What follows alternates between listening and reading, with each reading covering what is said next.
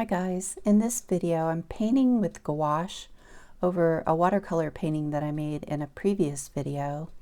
I'll put the link on here for that one if you'd like to watch it.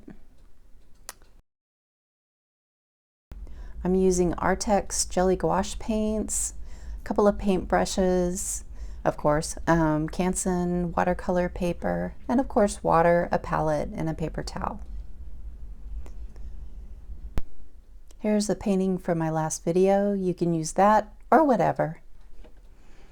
And here's a little study I did for the sky to work out colors and shapes. This is a photo I took. I used that for reference, plus a couple of other photos from Pixabay.